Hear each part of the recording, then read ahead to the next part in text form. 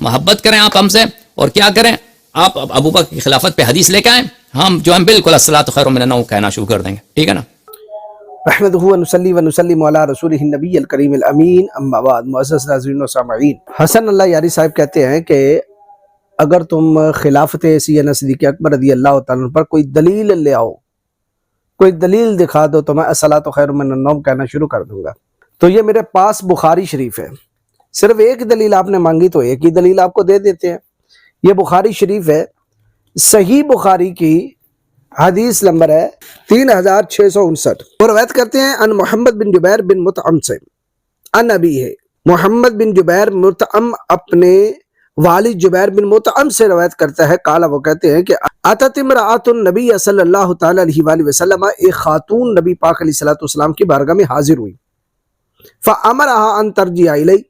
اس نے کوئی حاجت پیش کی، کوئی نبی پاک علیہ السلام کی بارگاہ میں اپنی مشکل پیش کی، تو آقا کریم علیہ السلام نے اسے فامرها ان ترجع الیہ، پھر کبھی آنے کا حکم دیا۔ قالت، وہ خاتون بولی، ارأیت ان جئت فلم اجدک، اگر میں دوبارہ آؤں اور آپ کو نہ پاؤں تو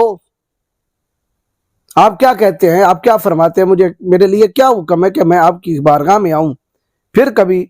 اور آپ کو نہ پاؤں؟ کأنہا تقول الموت،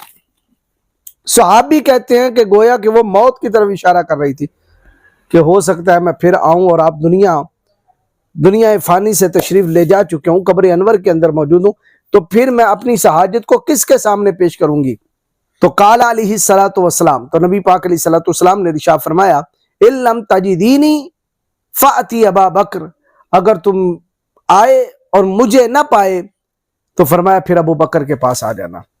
تو نبی پاک علیہ الصلوۃ والسلام کی بارگاہ میں اس خاتون کا حاجت پیش کرنا، مشکل پیش کرنا، ایز اے سربراہ عرب، ایز اے سربراہ اسلام،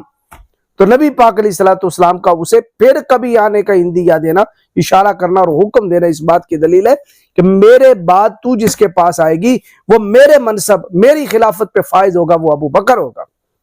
تو یہ خلافت کی طرف اشارہ ہے،